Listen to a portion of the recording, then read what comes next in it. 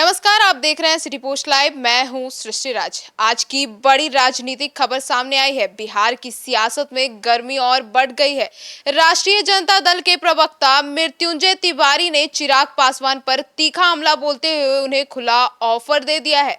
जी हां, क्या है पूरा मामला, इसके ऊपर बातचीत करेंगे और चर्चा करेंगे हमारी सहयोगी मुस्कान। देखिए, चिराग पासवान के भी दोनों हाथ में लड्डू है। ठीक है, चिराग पासवान अभी काफी सुर्खियों में बने हुए हैं। और पहले देखिए, चुनाव के टाइम चिराग पासवान इसलिए सुर्खियों में थे कि बोल रहे थे कि हमें इतनी सीट दो, नहीं तो हम अकेले चुनाव लड़ेंगे। उतनी सीटें हैं ही नहीं एनडीए के पास जो देगी। तो चिराग पासवान को लगा कि अरे भाई, ये सीट नहीं मिलेगा, चांसेस कम है। तो उन्होंने बोला कि भाई अब हमारी पार्टी अब हर सीट पे चुनाव लड़ेगी, आपको ही पता है। ठीक है, तो फिर उसके बाद कुछ होता है उनके बीच, फिर चिराग पासवान बोलते हैं कि नहीं, हम एनडीए के साथ ही चुनाव लड़ेंगे। देखिए, चिराग पासवान डिमांड कर रहे हैं 40 सीट, जो नहीं हो पाएगा। ठीक है, क्योंकि और भी दल हैं। आपको मांझी जी हैं, उपेंद्र कुशवाहा हैं, वो कहाँ जाएंगे अगर उनको अकेले 40 सीट मिलती है। उसके बाद 30 सीट पे बात हुई। अभी जो आंकड़ा आ रहा है वो है 22 से 25 सीट चिराग पासवान को मिल सकता है। ठीक है, लेकिन चिराग पासवान अभी अभी भी जो उनका तेवर है वो कहीं ना कहीं टल्ख तेवर है। अब वो ऐसा क्यों है, देखिए, मृत्युंजय तिवारी भी, अब सब लोग मजा ले रहा है। ठीक है, मृत्युंजय तिवारी बोल रहे हैं कि ऑफर दे रहे हैं चिराग पासवान को। आपको पता होगा कि चिराग पासवान और तेजस्वी यादव का जो परिवार है, एक पारिवारिक फैमिली, हाँ नहीं, रिलेशन रहा है पुराना। रामविलास पासवान भी पहले लालू जी के साथ ही थे। अब देखिए, जो मेन बात आता है कि देखिए, चिराग पासवान अक्सर ट्वीट करते रहते हैं अपराध को लेकर। ठीक है, और उन्होंने कहा है कि गलत रिपोर्ट है, बिहार में बहुत अपराध बढ़ गया है, बेखौफ हो गया है अपराधी, और कई वर्ड का चयन कर रहे थे चिराग पासवान। देखिए, अब चिराग पासवान के मुंह से ये चीज़ निकलना थोड़ा सा अजीब लगेगा। क्यों? क्योंकि वो खुद सरकार के हैं। एनडीए, बिल्कुल एनडीए की सरकार है, और खुद उसी के अगर कोई नेता ऐसा सवाल उठाएंगे तो विपक्ष के तो बल्ले बल्ले हैं। विपक्ष भी बोल रहा है कि अरे भाई, जब आपको इतना दिक्कत है तो बयानबाजी मत करिए, आइए फील्ड में आइए, बात करिए। चिराग पासवान ना अभी कुर्सी छोड़ रहे हैं।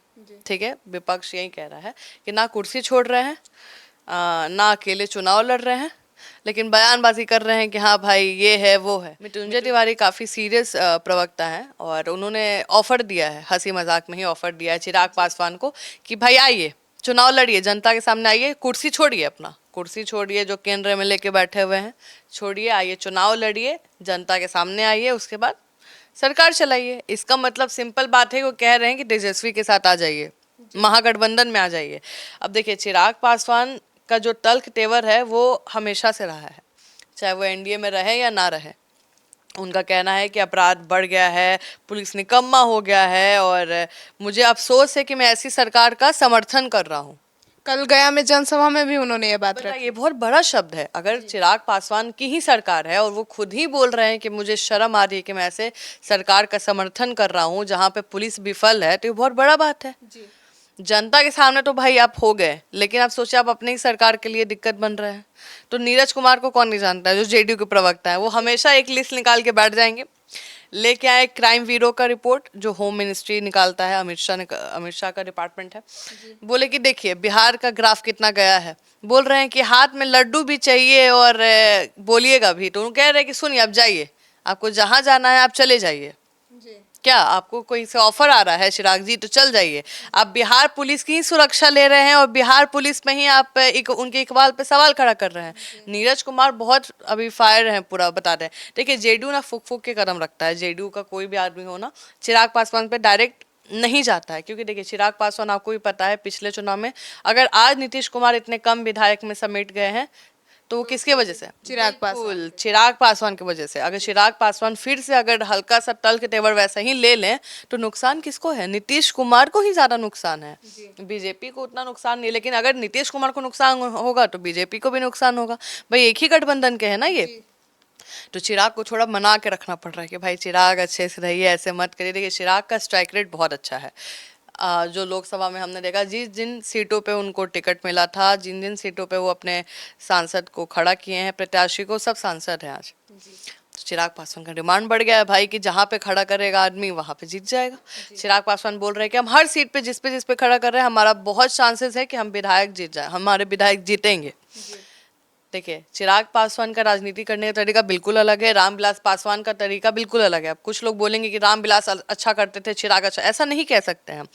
मेरे अंदर कुछ अलग क्वालिटीज होगा, आपके अंदर कुछ अलग क्वालिटीज होगा, हो सकता है आप किसी चीज़ में ज़्यादा बेहतर हो मुझसे। तो सबका राजनीति करने का तरीका अलग है। अगर आज चिराग अपने हिसाब से अगर सांसद का चुनाव भाई वही देखे हैं, वही चुने हैं, तो उनका तरीका अलग था, वो बहुत अच्छा उसमें सक्सेस मिला है। आज केंद्र में मंत्री हैं इतने कम उम्र में, तो उनकी वो है, उनके अंदर वो काबिलियत है कि वो कर रहे हैं। लेकिन चिराग पासवान ये नहीं पता क्यों अपनी सरकार पे ही निशाना साध रहे हैं, पुलिस पे भी निशाना साध रहे हैं, बोल रहे हैं कि पुलिस निकम्मी है और मुझे अफसोस है। तो ये कहीं ना कहीं विपक्ष को मौका मिल रहा है। पर कहीं ना कहीं चिराग पासवान ने ये जो बयान दिया है कि सरकार विफल है, ये कहीं ना कहीं ये हो सकता है कि जो एनडीए सरकार से नाराज वोटर्स हैं उनको साधने की कोशिश की जा रही है। बिल्कुल, ये भी है। हमने कहा ना, जनता तो खुश हो रही है सुन के कि अरे भाई चिराग हम लोग के लिए बोल रहा है अपने सरकार के अगेंस्ट, वो तो जनता तो खुश ही है, बिल्कुल सही बात है। तो वो कर रहे हैं, लेकिन उसका नुकसान किसको होगा? उन्हीं की पार्टी को होगा, उन्हीं के गठबंधन को होगा। अब नीरज कुमार पूरा भी फायर है चिराग पासवान पे। पहले नहीं बोलते थे कि चिराग गुस्सा जाएंगे तो उन्हीं के नेता का जो करेंगे करेंगे भाई, उन्हीं के विधायक जाएंगे जो जाएंगे।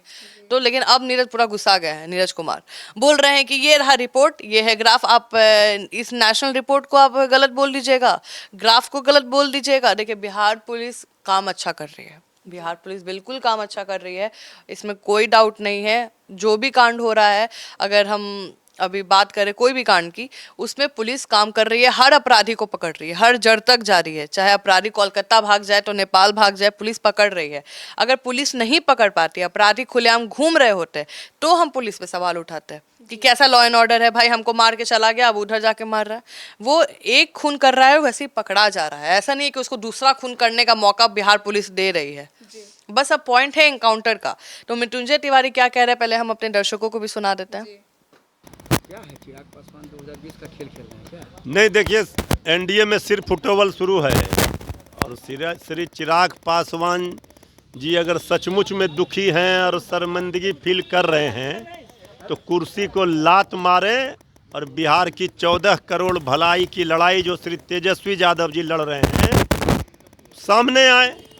जो लड़ता है वही जीतता है। श्री चिराग पासवान जी के बंगले में आग जिसने लगाई, अब उनका हनुमान बनने से क्या फ़ायदा है?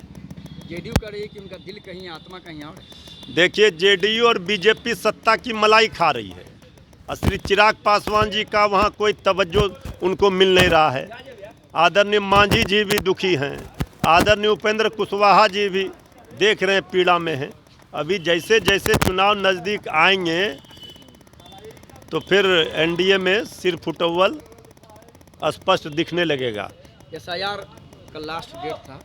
एसआईआर के नाम पर तो किस खेल का उजागर हुआ, सबने देखा, कई वीडियो वायरल हुए। ये फर्जीवाड़ा हुआ है। अब चुनाव आयोग की जो साख है वो मट्टी पलीत हो रही है।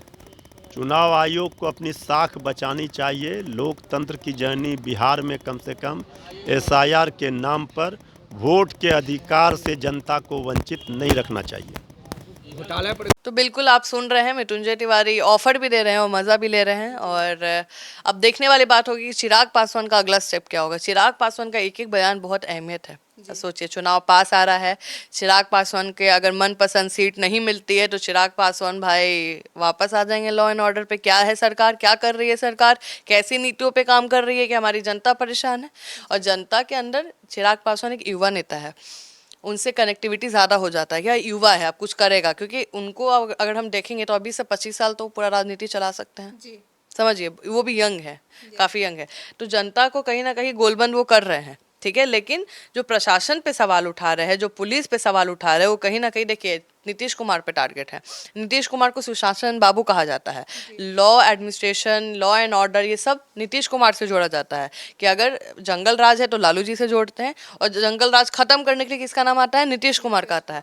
और अगर लॉ एंड ऑर्डर पे कोई सवाल खड़ा करता है तो वो किस पे खड़ा कर रहा है? वो नीतीश कुमार पे खड़ा कर रहा है। तो कहीं ना कहीं दिक्कत वाली बात है। और अब देखने वाली बात होगी क्या चिराग पासवान इसका कोई रिप्लाई भी देंगे, या फिर से कोई सभा में कुछ अलग बोलेंगे कि जिससे उन्हीं की पार्टी के लिए, उन्हीं के दल के लिए एक दिक्कत खड़ी होगी। जी तो सुना आपने हमारी सहयोगी मुस्कान को कि क्या कुछ उन्होंने जानकारी दी। तो कुल मिलाकर बिहार की सियासत में अब चुनावी जंग अपने चरम पर है और अब सवाल भी कई खड़े हो रहे हैं कि क्या चिराग पासवान मृत्युंजय तिवारी की चुनौती को स्वीकार करेंगे, क्या एनडीए में वाकई सब कुछ ठीक नहीं है। इन्हीं सवालों के साथ हम लगातार नजर बनाए हुए हैं और बिहार की राजनीति पर भी, और इससे जुड़ी जो भी खबर आती है हम सबसे पहले आप तक पहुंचाएंगे। तो उसके लिए जुड़े रहिए हमारे साथ और देखते रहिए सिटी पोस्ट लाइव। तब तक के लिए धन्यवाद।